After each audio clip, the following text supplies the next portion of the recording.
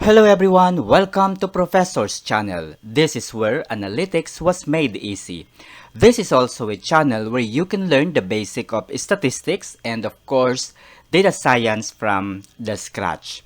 This is Professor Vincent Toribongolan and I am a data scientist by profession with more than 19 years of experience in technology and analytics.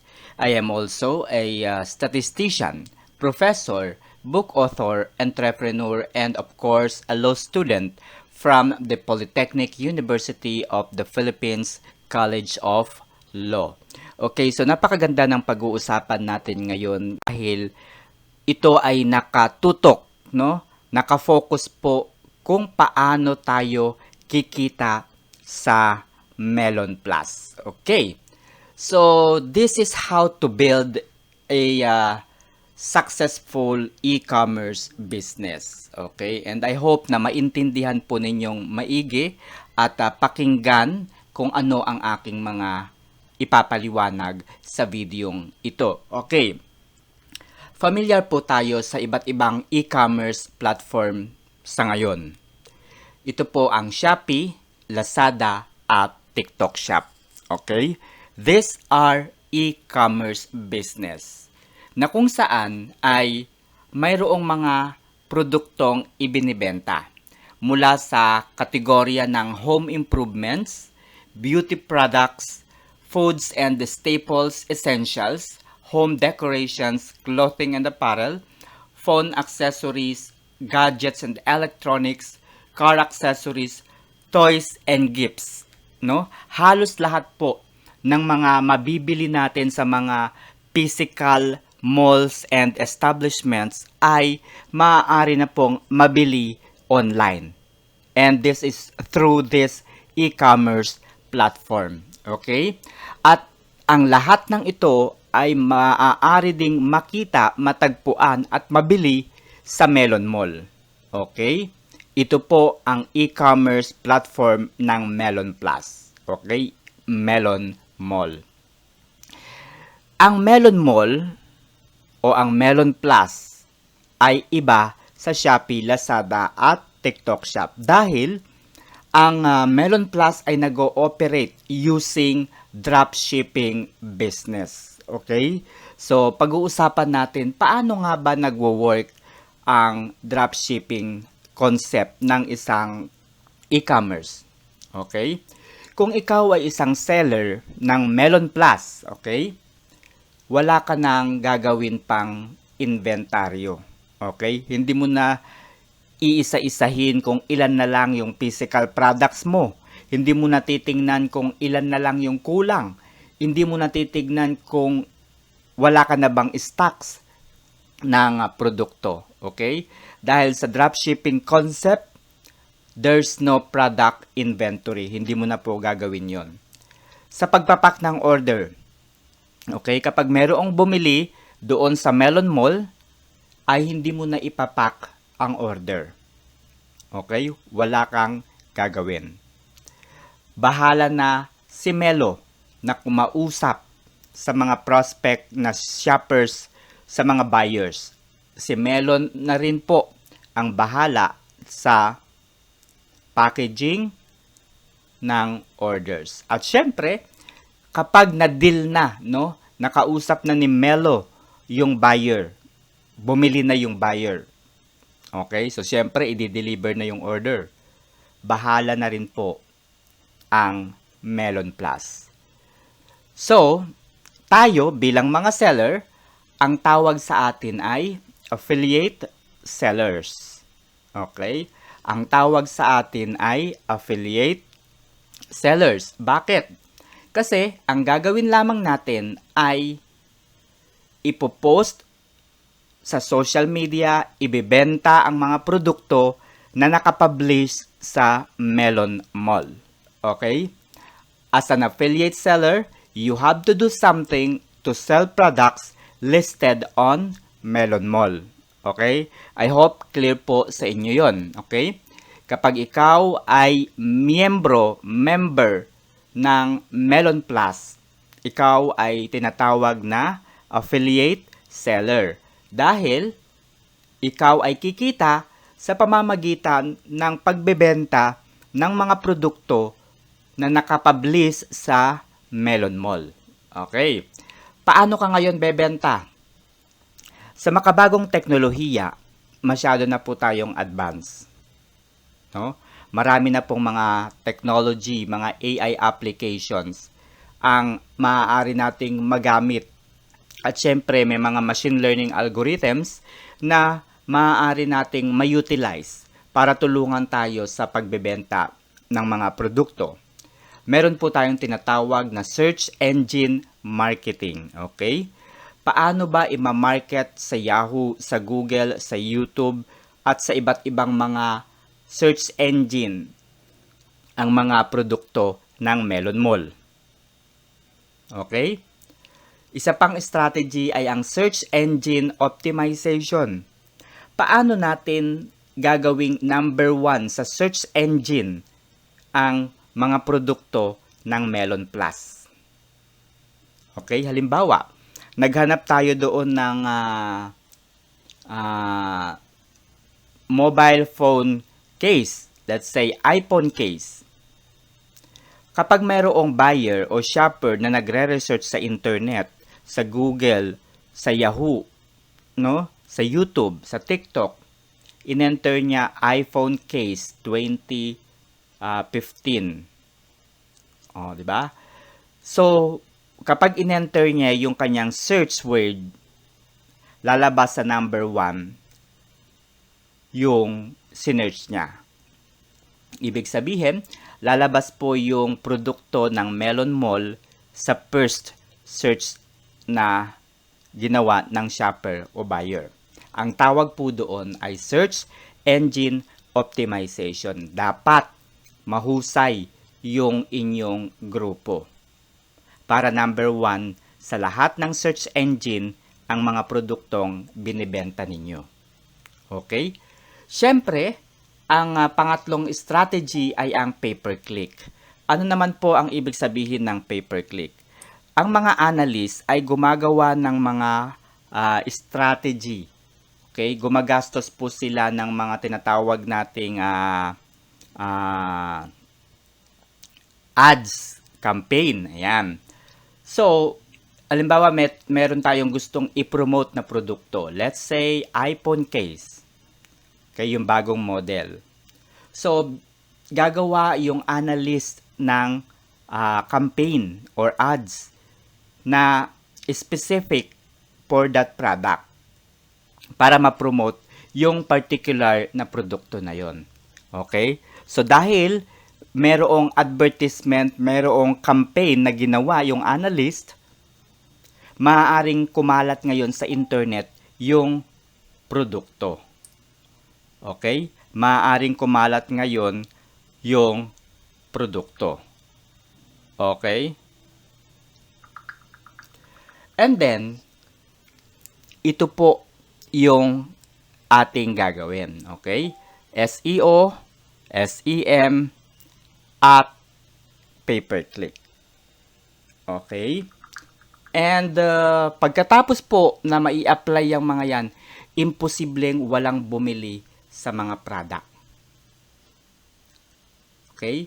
So, sa step 2, kapag mayroon nang bumili doon sa product, wala ka nang gagawin. Kasi Melon Plus will pack and deliver the orders from your customers. Okay? Kapag mayroon nang bumili doon sa product na ibinenta mo, Melon Plus will pack and deliver the orders from your customers. Sila na ang bahalang mag-pack ng mga order. Therefore, ang Melon Plus ay tinatawag na dropshipper. Okay? Ang tawag po sa Melon Plus ay dropshipper. Tayo ay affiliate seller. Ang Melon Plus ay dropshipper. Dahil sila ang nagpapak ng mga biniling orders sa ating store. Okay, sila po yung nagpapak. Sila na rin ang nagde-deliver nito diretso sa buyer. Okay? So, yun po yung step 2 and 3. At syempre, sa step 4, kapag natanggap na ng buyer yung kanyang biniling produkto mula sa Melon Mall, hihintayin mo na lang na dumating sa iyong dashboard yung commission mo. Okay? At dahil nakapagbenta ka, maaari kang makakuha ng 40% na presyo ng produkto. Imagine mo guys, no? Kapag nagbenta ka sa Melon Plus, 40% yung commission mo, napakalaki. Okay? Napakalaki ng commission. Kasi hanggang 40% yung halaga ng produkto na binibenta mo o sinishare mo sa mga shoppers, sa mga buyers. So, ang unang step lang, ikaw yung magmamarket ng produkto at yung pang-apat na step, hihintayin mo na lang yung commission. Mahirap bang mag-post ng mga products sa social media? Madali, di ba? Kasi halimbawa nanonood ka nga lang ng TikTok tapos nagustuhan mo yung product, di ba? Sinishare mo. Nanonood ka lang ng mga videos sa Facebook, may nakita kang produkto ng Shopee, di ba? Sinishare mo. That's how easy to promote products. Basta may internet ka at a cellphone. So, yan po yung kabuuang konsepto, kabuuang proseso ng dropshipping business. Okay. Bakit kailangang bumili sa Melon Mall? Bakit? Dahil ang Melon Plus ay mayroong gagawing paraan para makatipid ang mga buyers. So, sinong buyers ba naman ang hindi bibisita sa Melon Plus kung 40% yung madi-discount nila? 'Di ba? Halimbawa, ikaw ay buyer, naghahanap ka ng produkto related to cellphone, halimbawa, gadgets. Tapos makita mo 40% off yung presyo. Hindi mo pa ba bibilhin yung product na yon? So, syempre, bibisitahin mo ngayon yung Melon Mall kasi titignan mo, may mga discounted products ba doon? May mga promos ba ang Melon Plus? May mga vouchers bang ino-offer ang Melon Plus? Mayroon bang mga sales products ang Melon Plus? Mayroon bang mga points? Diba? At madali bang i-deliver ang orders na binili mo sa Melon Plus? Diba? Walang buyer. Walang shoppers ang makakatanggi kapag ganito kaganda yung makukuha nilang benepisyo kapag bumili sila ng mga products sa Melon Plus.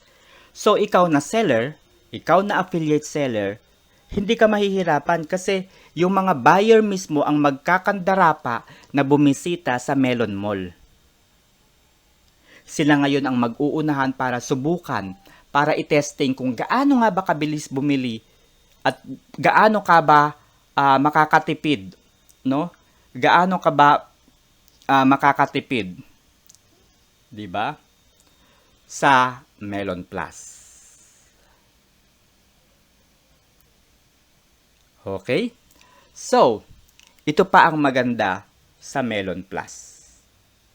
Sooner or later ay magkakaroon ng iba't ibang partnership ang Melon Plus. Magkakaroon tayo ng mga partners na salon and spa, beaches and resorts, travel and tours, food and restaurants, hotels, insurance. Ayan. Actually, meron na silang kinakausap na insurance. Payment centers, financing, importations. Meron na rin pong financing. At syempre, mayroon na rin pong importation. At dahil nga e-commerce po ito, malawak ang posibilidad na mangyari. Malaki yung opportunity sa isang e-commerce. According to a research, no, gaya po ng lagi kong sinasabi, according to a research, e-commerce is a $5 trillion opportunities. Bakit $5 trillion opportunities? Dahil malaki po ang maibibigay na benepisyo, malaking tulong po ang e-commerce sa mga taong naghahanap at nag-iisip ng mga negosyo na maaari nating umpisahan at patakbuhin. Gamit lamang ang ating mga cellphone at syempre internet ay maaari na tayong kumita. Okay? Hindi mo na kinakailangan pang mag-apply pa sa mall, sa establishments para maging seller, para magbenta. Nakatayo ka maghapon. No, I remember, noong bata pa kami, yung ate ko, nakikita ko yung ate ko nakatayo maghapon sa SM. Masakit na yung kanyang bukong-bukong. Masakit na yung kanyang paa. Kasi habang hindi pa sarado ang SM, yung duty niya, maghapon siyang nakatayo. At bago pa siya umuwi, kailangan pa niyang i-inventory yung mga produkto. Yung pera sa kaha, kailangan pa niyang bilangin. Napakahirap, di ba mga kaibigan? Pero kung ikaw magnenegosyo, online lamang, mahirap ba? Napakadali, di ba? At ito po yung good news. Partners na po ng Melon Plus ang Bilis. Ito yung buy now, pay later. Okay? So, nagamit ko ito last 2 years. Bumili ako ng iPhone. Kasi kaming mga magkakaibigan, yung tropa ko, payabangan kami. Unahan kami pagdating sa mga bagong labas na gadgets. Specifically iPhone. Ayan, mahilig kami sa mga iPhone. At syempre, meron kaming goal, payabangan kami kung sino yung magkakaroon ng unang iPhone. So, syempre, yabang-yabang. So, yun yung maganda sa Bilis. Kung wala kang pera ngayon, pwede kang bumili ng cellphone through Bilis. At madali yung approval. Bakit? Bakit madali yung approval?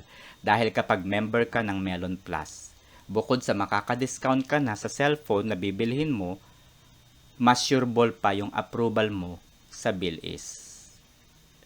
Okay? So, yun yung maganda. Kapag naging seller ka ng Melon Plus, mas makaka-discount ka sa mga produkto na bibilhin mo. At syempre, mas mabilis yung approval. Dahil, ginagarantor ka ng Melon Plus. Okay? Ano pa?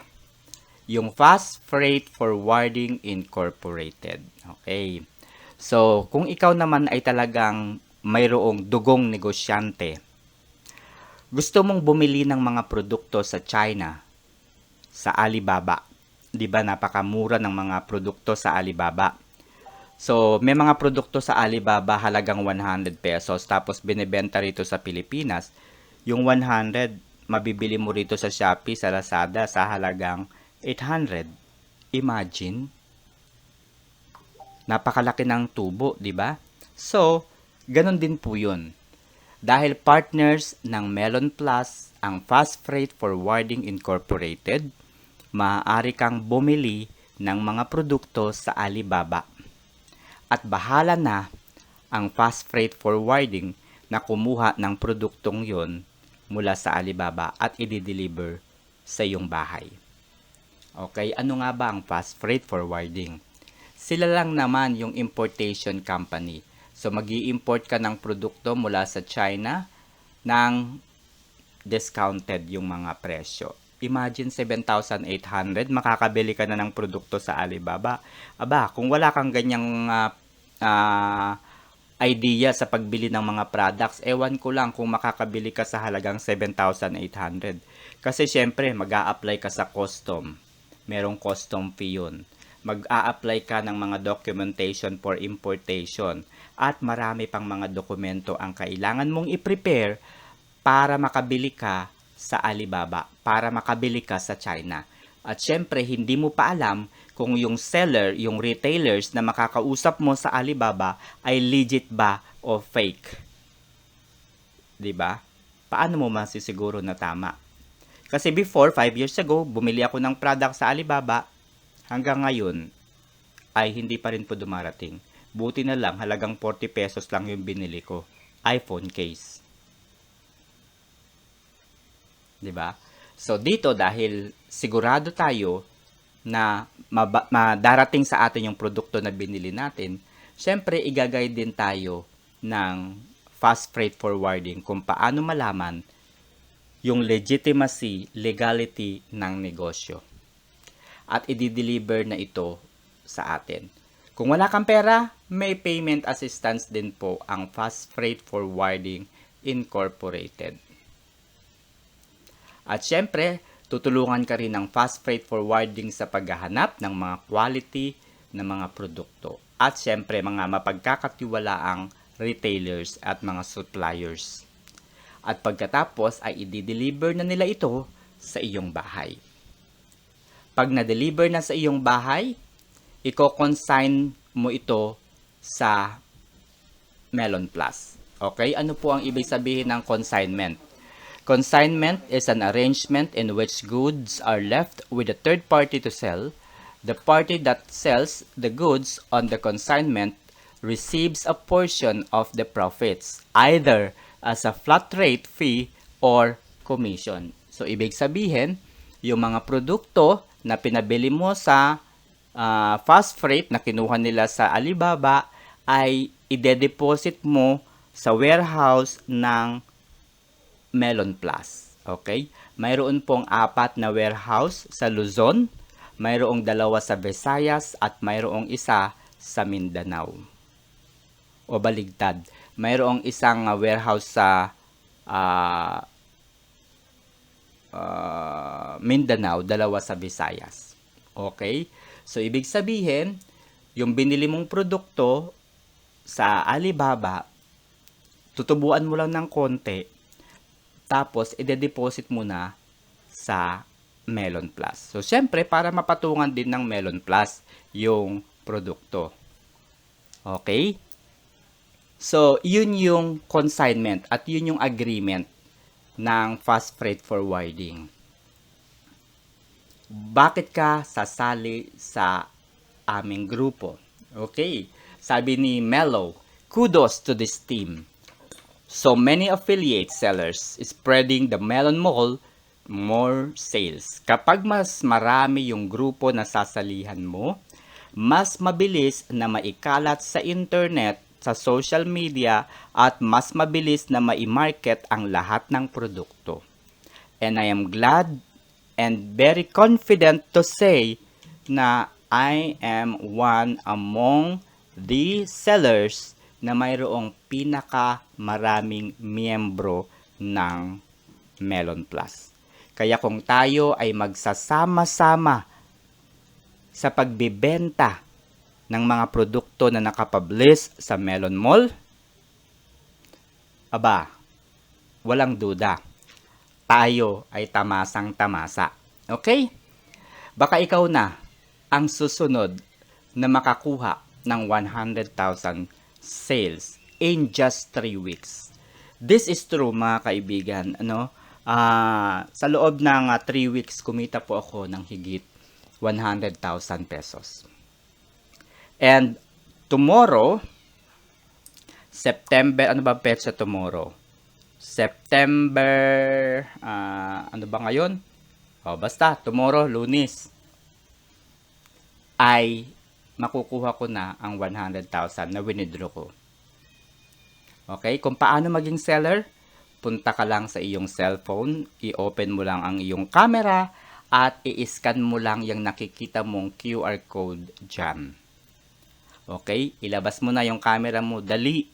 Dahil naghahanap ako ng additional 100 na katao para tulungan sa kanilang journey bilang isang affiliate seller. Okay? Yung mga tinulungan ko, yung mga miyembro ko ay marami na yung nagtatamasa. Okay?